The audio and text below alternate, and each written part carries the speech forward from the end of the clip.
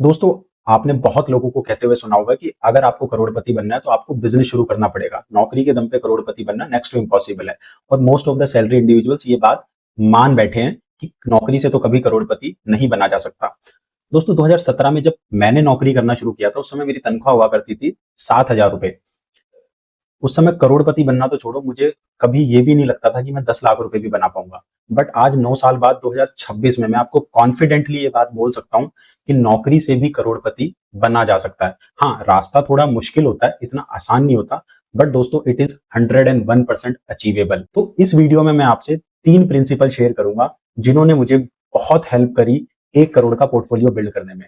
And believe me दोस्त, अगर आप इन प्रिंसिपल्स को ऑनेस्टली फॉलो करोगे तो आपका जो 1 करोड़ बनाने का जो रास्ता है वो बहुत आसान हो जाएगा और आप मेरे से भी जल्दी इजीली 5 से 8 सालों में 1 करोड़ का पोर्टफोलियो बिल्ड कर लोगे। मैटर नहीं करता कि आज आपकी सैलरी 20,000 है, 50,000 है या 1 लाख रुपए।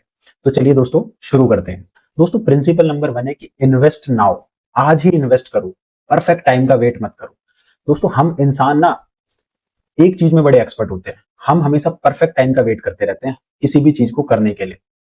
जैसे इन्वेस्ट करने के लिए हम सैलरी बढ़ने का वेट करते हैं कि अभी तो मेरी 20,000 रुपए तनख्वाह है, जब 50,000 हो जाएगी तब इन्वेस्ट करना शुरू करूंगा। अभी तो मार्केट टॉप पे है, जब मार्केट गिर जाएगा तब मैं एसआईपी करना शुरू करूंगा। अभी तो मेरे पास आईफोन नहीं है, जिस दिन आईफोन आ जाएगा उस दिन कंटेंट क्रिएशन शुरू करूंगा। अभी मेरे पास प्रोटीन शेक नहीं है, जब प्रोटीन शेक आ जाएगा तब जिम जाना शुरू करूंगा। दोस्तों, परफेक्ट टाइम कभी नहीं आता है, परफेक्ट चीजें लाइफ में कभी नहीं होती हैं। आपको आज से अभी से शुरू करना पड़ेगा। और सबसे बड़ा जो एक्सक्यूज हम देते हैं कि अभी तो मैंने कमाना शुरू किया है, अभी मैं कैसे इन्वेस्ट कर सकता हूँ, अभी तो मैं अय्याशी करूंगा। इसी चक्कर में हम शुरुआत के 5, 8, 10 साल लोग अपने 20s ऐसे ही वेस्ट कर देते हैं और फिर 30s में जाके रिग्रेट करते हैं।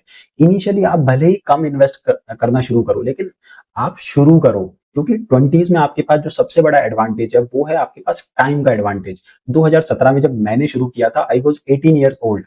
तो उस समय मेरे पास पैसा बहुत ज्यादा नहीं था, बट उस समय मेरे पास टाइम था। तो उस समय जो मैंने पैसा लगाया मार्केट में वो काफी लंबे समय उसको मिला कंपाउंड होने के लिए। इसलिए आज मैं 1 करोड़ का पोर्टफोलियो बिल्ड कर पाया 27 की उम्र तक।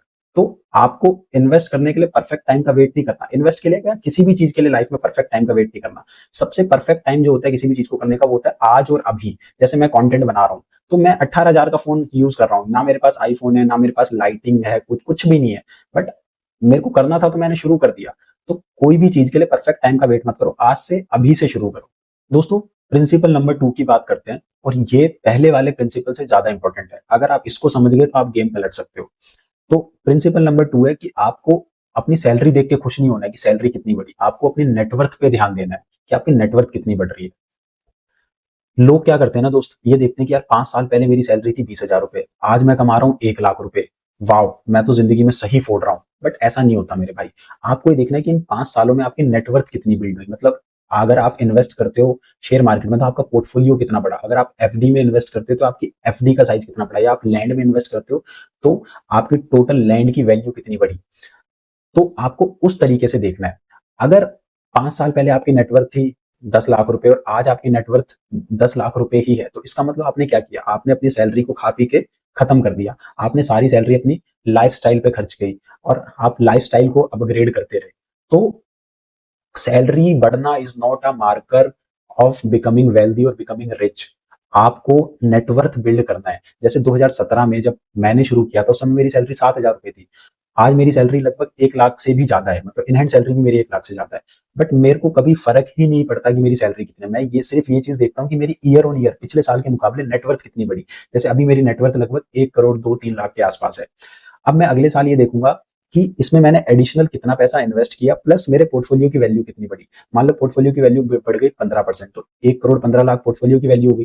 प्लस एडिशनल मैंने 10 लाख रुपए इन्वेस्ट कर दिए, तो टोटल वैल्यू हो गई 1 करोड़ 25 लाख। तो ओवरऑल नेटवर्थ मेरी कितनी बढ़ी, 25% से। तो मैं उसे देख के खुश होता हूँ। मैं कभी भी ये देख के खुश नहीं होता कि मेरा इंक्रीमेंट कितना लगा, मेरी सैलरी पिछले साल के मुकाबले कितनी बढ़ी। बिकॉज मैं अपनी सैलरी को as a cash flow use करता हूँ टू इंक्रीज माई नेटवर्थ।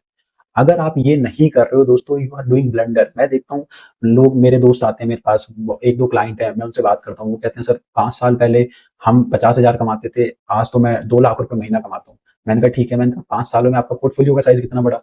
तो उनकी इनकम तो 5x 6x 10x तक हो गई, लेकिन पोर्टफोलियो का साइज उनका मात्र 1.5 गुना 2 गुना भी नहीं हुआ। तो हम गलत चीज को मार्कर मान लेते हैं टू बिकम अ वेल्दी। अगर आपको सच में वेल्दी बनना है तो आपको अपनी सैलरी पे ध्यान ही नहीं देना है।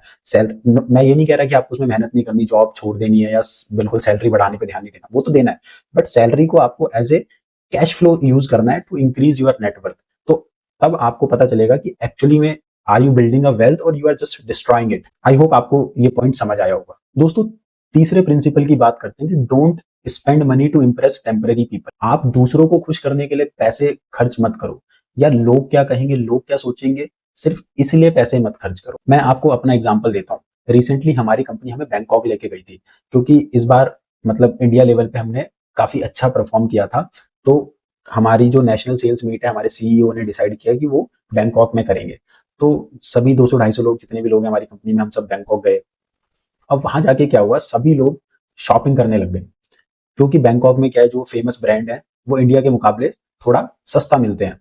तो इस वजह से लोगों ने क्या किया, अनाप शनाप चीजें खरीदना शुरू कर दिया। कोई परफ्यूम खरीद रहा है, लेडीज है लेडीज बैग खरीद रही हैं, आदमी लोग शूज खरीद रहे हैं, जीन्स खरीद रहे हैं, जस्ट बिकॉज कि वो इंडिया के मुकाबले 2-3 हजार रुपए वहां पे सस्ती हैं। अब हुआ क्या कि मैंने एक पैटर्न नोटिस किया, मतलब जो लोग खरीदना भी नहीं चाहते थे ना, मतलब कुछ ऐसे लोग थे जो नहीं करना चाहते थे वो खरीदारी, वो भी खरीद रहे थे पीयर प्रेशर में आके, कि यार बाकी लोग क्या सोचेंगे अगर मैं कुछ नहीं लूंगा। मेरे बॉस ने भी मेरे को बोला कि भूपिंदर यार तू क्यों नहीं ले रहा कुछ, सब चीजें इतनी सस्ती मिल रही हैं, देख नाइकी के 25 हजार के शूज तेरे को 20 हजार में मिल रहे हैं। हालांकि उनकी बात मैं इस कान से सुनता हूँ, इससे निकाल देता हूँ, जो ऐसी बातें होती हैं, मतलब ऐसा नहीं कि काम की बातें भी यहाँ से सुन के यहाँ से निकाल दूंगा, वो तो काम तो करना ही पड़ेगा, बट ऐसी फालतू की बातें जो वो मेरे से करते हैं तो मैं यहाँ से सुनता हूँ, यहाँ से निकाल देता हूँ। तो मैंने उनको इग्नोर किया और मैं वहां से निकल गया। बट दोस्तों बात यहाँ पे नाइकी के शूज की नहीं थी। ये पैटर्न हम अपनी लाइफ में डेली फॉलो करते हैं। कजन की शादी है, नया सूट ले लिया क्योंकि लोग क्या कहेंगे। एप्पल का फोन सिर्फ इसलिए ले लिया, अदरवाइज सैमसंग चलाऊंगा तो लोग क्या कहेंगे। रिश्तेदार घर आ रहे हैं तो पुराना सोफा के बदले नया सोफा लगवाना है, अदरवाइज रिश्तेदार क्या कहेंगे। पड़ोसी गोवा घूमने गया था तो अब आपको भी गोवा घूमने जाना है, अदरवाइज यार पड़ोसी क्या सोचेगा। तो ये सब चीजें हम करते हैं डेली लाइफ में, और इसमें हमारा बहुत पैसा वेस्ट होता है। मतलब बहुत क्या, आजकल तो लोग 90% पैसा इन्हीं सब बेफालतू की चीजों में लगाते हैं। मैं ये नहीं कह रहा कि आप लोग सारी चीजें बंद कर दो, आप आईफोन मत लो, आप गोवा मत घूमने जाओ, आप अपनी फैमिली के साथ एंजॉय मत करो, ऐसा नहीं है दोस्त।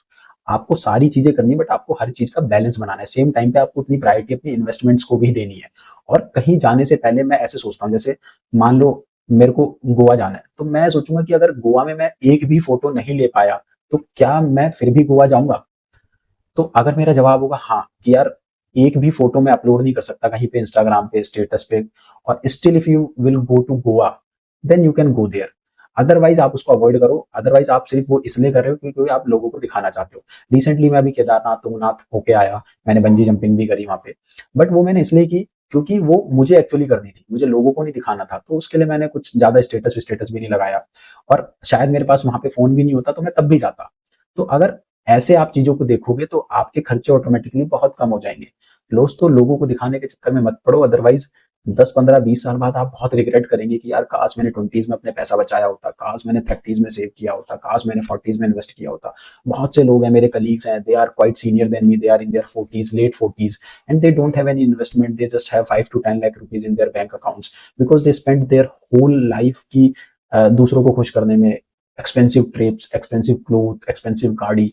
And right now they feel, जब आज कॉर्पोरेट जॉब में उनको प्रॉब्लम हो रही है तो दे फील कि यार साला सेविंग्स तो है नहीं, अब उनको दब के काम करना पड़ता है, बॉस की सुननी पड़ती है। तो ये सब मत करो दोस्तों, इन सब चीजों का बैलेंस बनाओ। तो आई होप आपको तीनों प्रिंसिपल समझ आए होंगे। तो ये सब मत करो दोस्तों। इसके लिए क्या, आपको अपना माइंडसेट थोड़ा चेंज करना पड़ेगा। अब माइंडसेट आप कैसे चेंज कर सकते हो, आप किताबें पढ़ सकते हो।